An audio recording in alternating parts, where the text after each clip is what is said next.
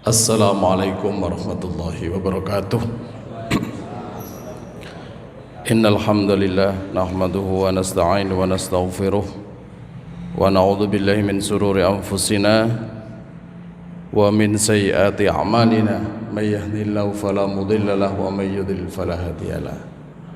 Asyhadu an la ilaha illallah wa asyhadu anna Muhammadar Rasulullah. Allahumma sholli ala Muhammad wa ala alihi wa ashabihi wa sallam. Bapak Ibu jamaah salat subuh yang dirahmati oleh Allah, kita mengawali Ramadan kita di hari yang pertama ini dengan belajar bersama. Saya dapat jadwal setiap hari Kamis, dan nanti yang kita kaji adalah kitab produknya Lembaga Dakwah Khusus Pimpinan Wilayah Muhammadiyah Jawa Timur yang disusun oleh Pak Kiai Haji Muhammad Arifin. Ngaji ayat-ayat khusus, ini kitabnya. Kitab ini lumayan tebal. Yang dikaji adalah seputar ayat-ayat keimanan dan ketakwaan. Jadi dua bab besar, yaitu terkait dengan iman dan takwa. Di sela-sela ayat-ayat yang telah dikumpulkan oleh beliau, oleh Ustadz Muhammad Arifin, itu diberikan beberapa hadis-hadis Nabi. Rata-rata yang diambil adalah dari Sahih Muslim. Hadis yang beliau ambil kebanyakan dari Sahih Muslim. Bapak-Ibu sekalian, karena ini adalah kumpulan ayat-ayat tentang keimanan dan ketakwaan, maka mungkin nanti akan ada pengulangan kembali di kitab-kitab yang dikaji oleh pengasuh di hari yang lain, mungkin nanti akan bersinggungan. Kenapa ini perlu saya sampaikan? Bapak Ibu sekalian, kita sebagai jamaah atau warga persyarikatan ini kadang-kadang masih punya perasaan kalau di persyarikatan kita itu tidak ada literatur yang dijadikan kajian gitu ya. Seringkali kemudian dibanding-bandingke kalau taklim yang lain gitu. Padahal sesungguhnya di persyarikatan kita itu sangat komplit kalau mau cari referensi tentang materi-materi kajian keislaman kita itu. Tinggal kita komitmen apa tidak untuk merujuk ke produk-produk itu. Dan rata-rata produk-produk dari kitab-kitab yang dihasilkan oleh Persyarikatan Muhammadiyah itu telah melalui beberapa proses yang sedemikian rupa beratnya. Semisal ada kitab produk dari Majelis Tarjih misalnya, yang umum dan utama itu adalah di HPT-nya, Himpunan Putusan Tarjih. Itu bapak-bapak ibu sekalian, itu mengeluarkan satu produk hukum saja itu melalui proses yang luar biasa berat. Kemarin terakhir itu ada Munas Tarjih di, kebetulan tempatnya ada di Universitas Muhammadiyah Gresik. Jadi dilakukan secara luring dan daring. Waktu itu karena masih pandemi nggih. Jadi untuk kajian yang pertama, sosialisasi itu melalui Zoom. Itu seluruh Indonesia Bapak Ibu. Lalu kemudian 2 hari full itu ketemu. Waktu itu dibagi 2 komisi. Komisi yang pertama itu ditempatkan di Hotel Horizon, lalu yang kedua itu di Aula Universitas Muhammadiyah Gresik. Memproduk 2 putusan tarjih saja itu 1 bulan full, dan alhamdulillah saya mengikuti proses itu. Jadi bolak-balik ke Jogja, di pusatnya, kantor pusatnya Majelis Tarjih itu, saya cerita dulu Bapak Ibu ya, ini supaya nanti bisa menguatkan di antara kita informasi ini. Kantor Majelis Tarjih pimpinan pusat Muhammadiyah itu ada di Universitas Ahmad Dahlan. Kalau kantor pusatnya Majelis Tabligh itu ada di Universitas Muhammadiyah Yogyakarta. Jadi dibagi-bagi. Itu kalau jenengan ke UAD, lalu ada masjid yang unik itu, masjidnya UAD. Nah, yang di lantai bawah itu adalah pusat kendalinya Majelis Tarjih. Di situ Bapak Ibu, ruangannya seluas ini insya Allah, itu full kitab-kitab klasik, mulai yang gondol sampai yang jenggoten, mulai yang gondol sampai gondrong, itu full ini. Dan luar biasanya kiai-kiai Muhammadiyah itu merujuknya kalau kumpul di situ itu membawa kitab semua dan duduk bersama memutuskan satu masalah hukum saja.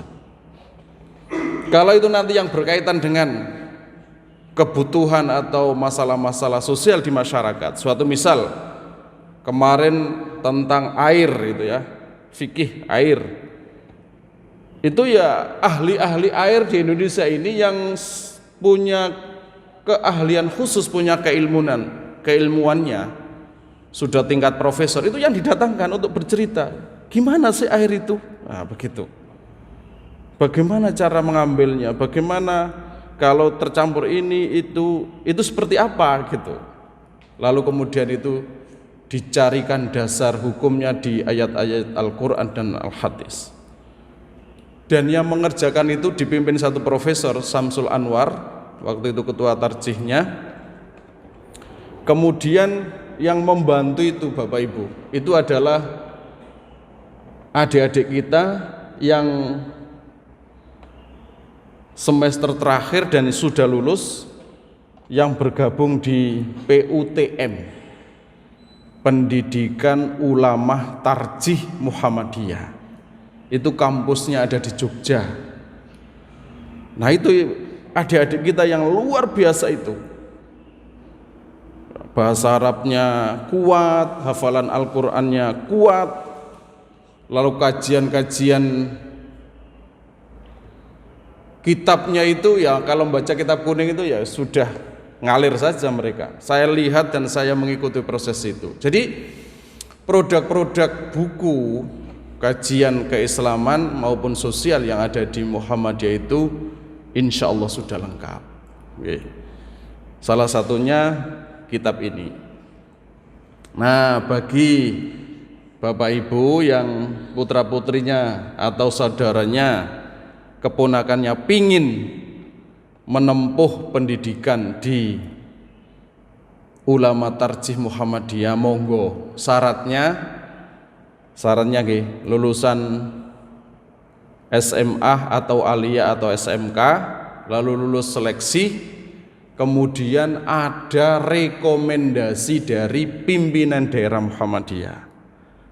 Lah yang kepingin monggo. Itu 1 bulan berasrama, biayanya kalau tidak salah SPP-nya itu 350.000. Itu sudah dapat makan, penginapan, dan pendidikan yang luar biasa. Nah, monggo yang berminat nanti bilang sama PDM atau kepada saya, nanti saya buatkan rekomendasinya. Nah, itu Bapak Ibu. Jadi ada ulama-ulama tarjih kita yang muda-muda itu ada loh. Kita saja yang tidak tahu. Kadang-kadang persyaratan kita ini tidak tahu. Nah, warga kita ini tidak tahu. Jadi tidak usah ragu, khawatir mempelajari kitab-kitab produknya Persyarikatan Muhammadiyah. Ada yang tuntutan yang praktis itu namanya kitab PHIWM, Pedoman Hidup Islami Warga Muhammadiyah. Wah, itu lengkap betul itu. Jadi mulai kehidupan pribadi kita, kemudian kehidupan keluarga kita, kehidupan bermasyarakat, kehidupan berorganisasi, kehidupan berpolitik, kehidupan profesi bisnis, kehidupan berkesenian, semua diatur di situ. Bagaimana kita bersikap dan melakukan, ada dasarnya semua. Nah, itu salah satu putusan tarjih. Nah, jadi monggo nanti kalau butuh kajian-kajian itu, barangkali takmirnya bisa mengajukan ke bapak-bapak PDM. Banyak yang punya keahlian di situ. Itu informasi awal Bapak Ibu sekalian. Selanjutnya kita memulai. Ini kalau kajian ini ya yang paling enak tidak berdiri nih Pak ya. Besok Kamis saya minta duduk saja di situ karena membawa kitab gitu ya. Ini diawali Quran surat Ali Imran 138. A'udzubillahi minasyaitonir rajim. Hadza bayanul linnasi wa hudaw wa mau'izatul lil muttaqin. Oke, Ali Imran 138. Hadza bayanul linnas. Al-Quran. Nah, jadi Al-Quran itu beberapa nama selain Al-Quran. Salah satunya adalah bayan, itu nama lain Al-Quran. Al-Quran ini, hadza bayan, Al-Quran ini adalah penerangan bagi seluruh manusia dan petunjuk serta pelajaran bagi orang-orang yang bertakwa.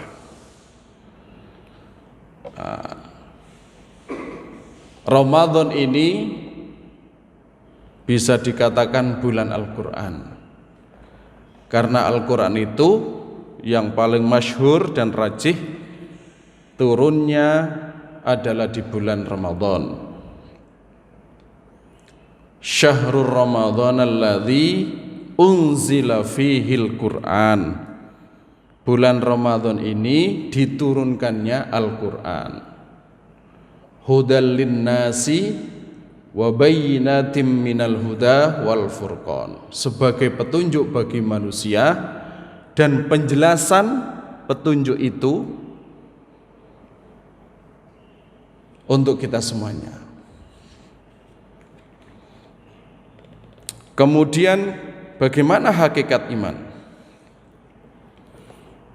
Di dalam Al-Quran surat Al-Baqarah ayat 41,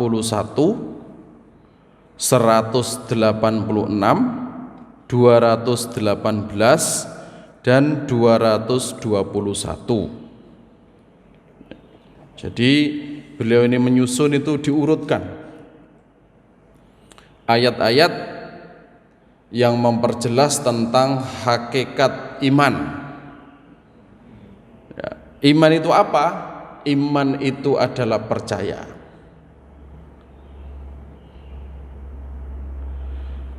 Yang pertama, Al-Quran Al-Baqarah ayat 41.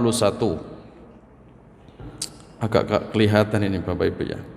A'udzubillahi minasyaitonirrajim. Wa aminu bima anzaltu musaddiqan lima ma'akum wala takunu awwala kafirim bih wala tashtaru bi ayati samanan qalilan wa iyaya fattaqun. Dan berimanlah kamu kepada apa yang telah aku turunkan, dalam hal ini adalah Al-Quran, yang membenarkan apa yang ada padamu, dan janganlah kamu menjadi orang yang pertama kafir kepadanya, dan janganlah kamu menukarkan ayat-ayatku dengan harga yang rendah, dan hanya kepada akulah kamu harus bertakwa. Ini terkait dengan sikap beberapa golongan orang-orang Yahudi yang beriman kepada Taurat. Kemudian ada penjelasan dari ayat-ayat Al-Quran ini bahwa sesungguhnya Al-Quran itu adalah kitab suci Allah yang diturunkan terakhir kepada Nabiullah Muhammad SAW sebagai pembenar dari kitab-kitab sebelumnya. Jadi Allah menurunkan ayat-ayat firman-firmannya kepada Rasul-Rasul sebelum Muhammad, kitab Taurat, kitab Zabur, kitab Injil, dan Al-Quran. Ada yang berupa ayat-ayat Allah itu lembaran-lembaran yang disebut dengan suhuf. Contoh suhufnya Nabiullah Ibrahim dan Musa. Suhufi Ibrahim wa Musa. Jadi ayat-ayat Allah itu yang terdokumentasi menjadi satu kitab, kumpulan dari suhuf-suhuf itu, ada yang hanya lembaran-lembaran saja. Nah, itu semuanya mengajarkan tentang keimanan kepada Allah. Dalam hal ini adalah tauhidullah, tauhid kepada Allah. Al-Baqarah 186. A'udzu billahi minasyaitonir rajim. Wa idza sa'alaka 'ibadi 'anni fa inni qarib ujibu da'watad da'i idza da'an falyastajibu li wal yu'minu bi la'allahum yarshudun. Dan apabila hamba-hambaku bertanya kepadamu tentang aku, maka jawablah bahwasanya aku adalah dekat. Aku mengabulkan permohonan orang yang berdoa apabila ia memohon kepadaku. Maka hendaklah mereka itu memenuhi segala perintahku, dan hendaklah mereka beriman kepadaku, agar mereka selalu berada dalam kebenaran.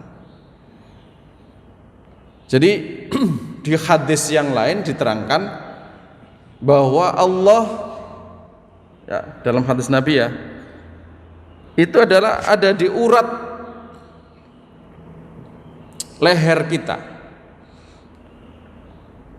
Nah, ini pemaknaan bisa menjadi makna yang khusus, bisa menjadi makna simbolik, atau makna yang umum gitu. Tetapi sesungguhnya Allah ini sangat dekat dengan kita, mengetahui seluruh amal perbuatan kita, baik amal perbuatan itu masih ada di dalam hati kita, ya, berarti perbuatan hati, pekerjaan hati, atau ada sesuatu yang ada di hati, Allah semuanya tahu. Allah semuanya tahu. Dan Allah menjamin kepada kita semuanya yang sudah memiliki keimanan ini, apabila kita berdoa atau meminta, Allah akan kabulkan. Jadi ini harus yakin pada kita. Bagi kita, hamba Allah yang memiliki keimanan dan kekuatan, begitu kuatnya iman kita kepada Allah, dalam ayat ini Allah akan selalu mengabulkan doa-doa kita, permohonan kita. Kemudian hendaklah kita berbuat baik. Ayat berikutnya, surat Al-Baqarah 218 yang menguatkan tentang hakikat iman. A'udzu billahi minasyaitonir rajim. Innal ladzina amanu wal ladzina hajaru wa jahadu fi sabilillah ulaika yarjuna rahmatullah wallahu ghafurur rahim.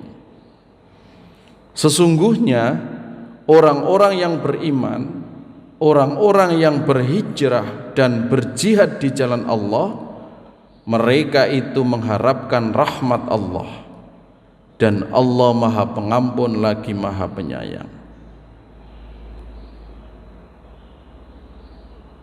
Ya. Jadi orang yang beriman disertai dengan hijrah, peristiwa hijrah, peristiwa jihad di jalan Allah itu sesungguhnya sesuatu perbuatan yang sangat berat, Bapak Ibu sekalian. Sangat berat. Coba bayangkan saat itu kaum muslimin yang mengalami penindasan, kemudian itu ada di daerah sendiri, ada di rumahnya sendiri, ada di tempatnya sendiri, tempat kelahiran, tempat kelahiran. Di situ menjadi penghidupan, sudah tersusun masyarakat yang begitu kuat. Lalu kemudian ada perintah Allah untuk hijrah, pindah. Dan pindahnya itu begitu luar biasa, meninggalkan hartanya, meninggalkan bisnisnya, bahkan meninggalkan keluarganya. Itu tidak main-main. Kalau tidak didasari dengan kekuatan iman yang ada di dalam hatinya, itu tidak akan bisa terjadi. Apalagi berjihad.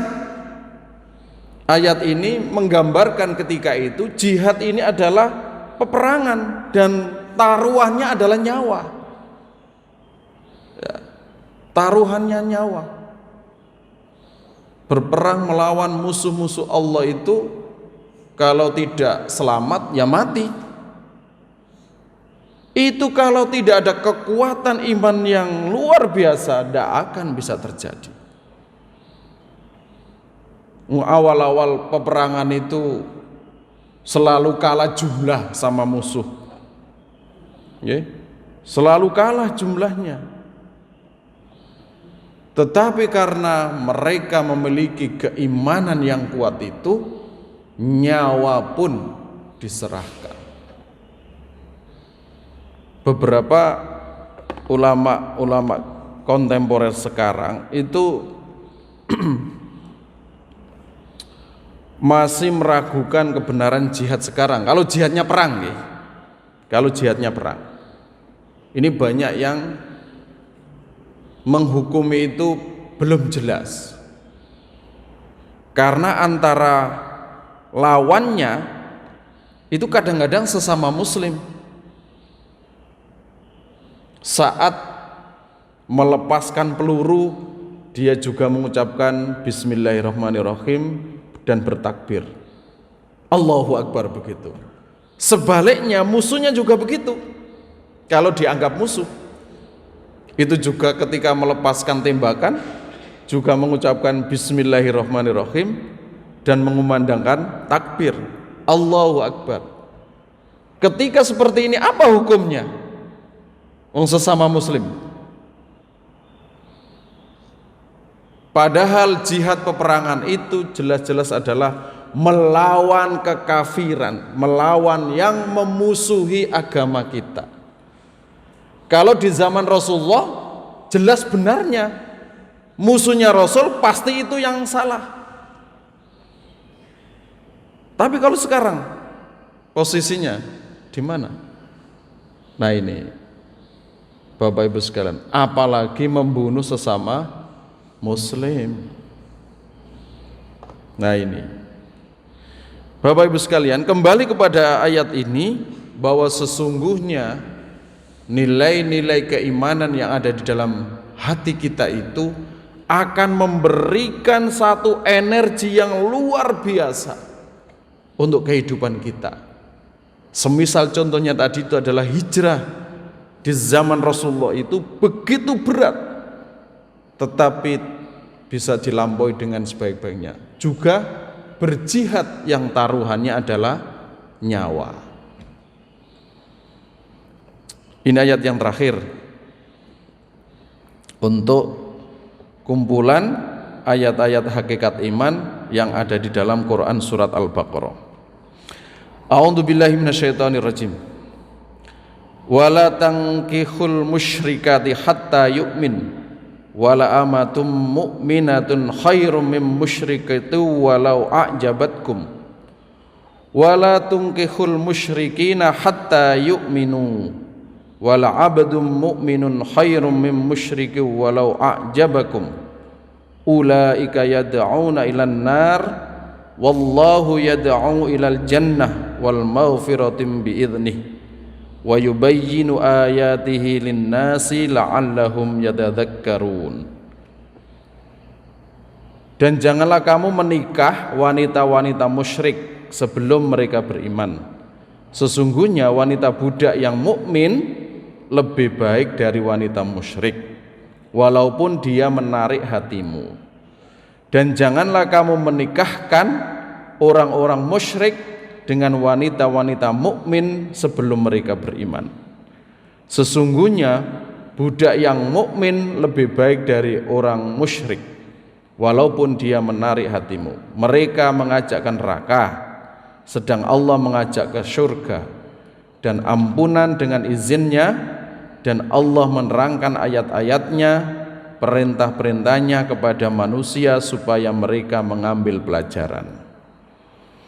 Ini yang menjadi istimbat hukum, dilarangnya diberikan hukum haram untuk nikah dengan orang yang beda agama, dengan non-muslim. Itu tidak diperkenankan, dalam hal ini adalah hukumnya haram. Kenapa? Karena ini menjadi pondasi dalam kehidupan kita. Pondasi dari kehidupan kita itu adalah iman kita ini. Saya kira itu saja Bapak Ibu sekalian. Panjenengan juga akan melanjutkan kegiatan yang lain. Mudah-mudahan kajian ayat-ayat khusus ini menjadi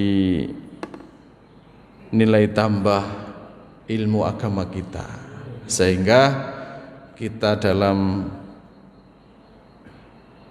mengarungi kehidupan di dunia ini ada dasar, ada nilai-nilai nanti yang akan kita bawa menghadap Allah Subhanahu wa taala. Aqulu qouli hadza fastaghfiru innahu wal ghafurur rahim. Wassalamualaikum warahmatullahi wabarakatuh.